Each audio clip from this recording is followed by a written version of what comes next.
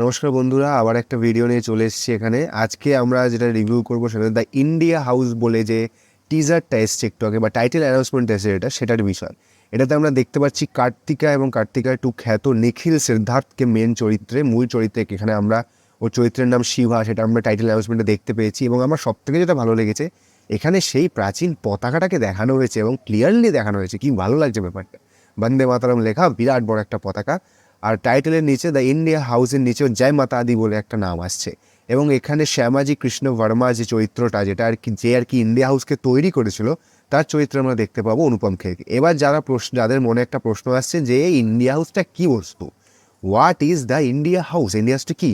India house হচ্ছে যে British সাম্রাজ্য যখন আমাদের দেশে ছিল, তখন ইংল্যান্ডের লন্ডনে হ্যারিংটন গেট বলে একটা রোড আছে, সেই রোডে একটা বাড়ি ছিল। সেই বাড়িটাকে ইন্ডিয়া হাউস বলা হতো, কারণ তারা সেখানে যে লোকগুলো ছিল এবং শ্যামাজি কৃষ্ণ বর্মা তৈরি করেছিলেন এটা, যাতে ভারতের যারা স্টুডেন্ট বা শিক্ষার্থী আছে তারা ওখানে গিয়ে থাকতে পারে। তাদের জন্য এরা স্কলারশিপের ব্যবস্থা, থাকা খাওয়ার ব্যবস্থা করে দিত আর কি। যেহেতু আমাদের দেশ তো ওখানে গিয়ে ওই সবসময় থাকতে বা থাকার জায়গা পেতো না, তাই আস্তে আস্তে এটা একটা ভারতীয়দের একটা আসা যাওয়ার একটা ক্লাব ঘরে পরিণত হয়। পরবর্তীকালে এটা একটা পলিটিক্যাল এজেন্ডাও তৈরি হয়, এখানে ভারতের ইংরেজ বিরোধী মনোভাব তৈরি হয়।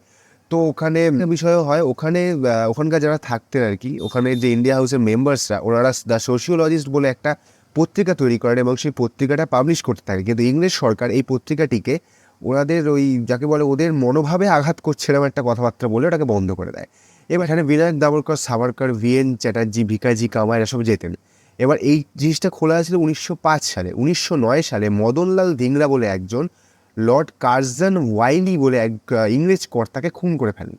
এবং সেই খুনের যে আর কি তদন্ত হয়, সেই তদন্তে স্কটল্যান্ড ইয়ার্ড, অর্থাৎ লন্ডনের যে স্কটল্যান্ড ইয়ার্ড এবং আমাদের তখনকার ইংরেজ শাসিত দেশের পুলিশ ব্যবস্থা সবাই মিলে একটা কনক্লুশনে পৌঁছয় যে এই যে ইন্ডিয়া হাউস, এটাকে বন্ধ করে দেওয়া উচিত, এবং তাই এটাকে পরবর্তীকালে বন্ধ করে দেওয়া হয়। এই গল্পটাকে নিয়েই এখানে সিনেমাটা বানানো হচ্ছে।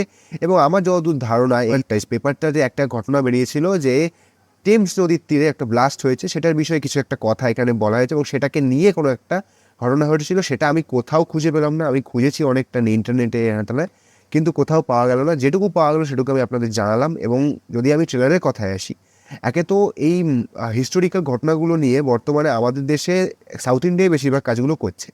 বলিউডে কাজ হলেও তাকে নিয়ে বিভিন্ন রকম কথা, বিভিন্ন রকম হয়, এবং তুলনামূলকভাবে বলিউডের ইন্টারেস্টও কম এই বিষয়গুলোতে, বলিউডের ইন্টারেস্টও কম। কিন্তু অন্যদিক থেকে দেখতে গেলে সাউথ ইন্ডিয়ান ইন্টারেস্ট বেশি। যেমন RRR আমরা ভারতীয় পতাকার যে ডিটেলটা ভুল করে সেখানে ইন্ডিয়ান ফ্ল্যাগ দেখিয়ে দেয়নি, সেখানে তখনকার সময়ে যেটা প্রচলিত পতাকা ছিল সেই পতাকাটাকেই দর্শিত করেছে। এবং এখানেও সেই পতাকাটাই দেখানো হচ্ছে।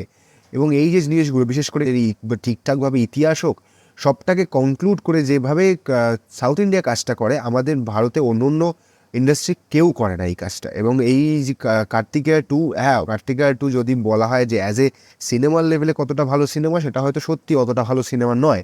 কিন্তু যদি আমি ডেটার পার্সপেক্টিভে দেখি এবং কনসেপ্টের পার্সপেক্টিভে দেখি, তাহলে এটা দারুণ সিনেমা। সেখানে কৃষ্ণকে নিয়ে যা যা বলা হয়েছে, সেই জিনিসগুলো অনেকেই আমরা জানতাম না, সেই জিনিসগুলোকে নিয়ে করা হয়েছে। এবং তারপরে তার মধ্যে কিছু মিশেল নিশ্চয়ই আছে, কিন্তু বেশিরভাগটাই তার সত্যি কথা। পরে আমি সেগুলো জানতে পেরেছি। এবার ঘটনাটা হচ্ছে এই যে কাজটা এখানে হয়েছে, এটা তো পুরোপুরি একটা অ্যানিমেশন। এখানে শুধু টাইটেলটা অ্যানাউন্স করা হয়েছে এবং আমার ধারণা এখানে নিখিল সিদ্ধার্থকে একটা গ্রিন স্ক্রিনের সামনে দাঁড় করিয়ে তার হাতে একটা স্যুটকেস ধরিয়ে তাকে দিয়ে করা হয়েছে। ইভেন স্যুটকেস মুভমেন্টটা অবধি তার ভিএফএক্স, শুধু তার তাকানোটা নিজের হচ্ছে, এই হচ্ছে ঘটনা। পুরোটাই বাকিটা ভিএফএক্সেই হচ্ছে, কিন্তু তবুও আমি বলবো দারুণ লাগছে দেখতে। এবং আমি প্রচণ্ডভাবে উত্তেজিত, এটা কবে আসবে সিনেমা হলে এবং আমি সেটা গিয়ে এখানে দেখব। এবং আমার খুব ইচ্ছে, এই জাতীয় সিনেমাগুলো বেশ ভালো লাগে, কারণ এটা আমাদের হিস্ট্রির একটা ঘটনা। আমি তো সত্যি কথা বলতে আমি ইন্ডিয়া হাউস বলে কিছু এক্সিস্ট করতে পৃথিবীতে তাই জানতাম না। আমি এই ট্রেলারটা দেখলাম, টিজার মানে এই অ্যানাউন্সমেন্টটা দেখলাম, দেখে আমি এবার বিভিন্ন জায়গায় সার্চ টার্চ করে যেটুকু জানতে পারলাম আমি আপনাদের এটা দিলাম। আজকের মতো এখানেই রাখছি, নমস্কার। আর এরকম সিনেমা হলে প্লিজ হলে গিয়ে দেখুন। এটা আমাদের সাউথ ইন্ডিয়ার হোক, আমাদের নর্থ ইন্ডিয়ার হোক, পুরোটাই আমাদের ইন্ডিয়ার মধ্যে পড়ে। তাই যে সিনেমাকেই আপনি সাপোর্ট করবেন তাকেই সাপোর্ট করা হবে।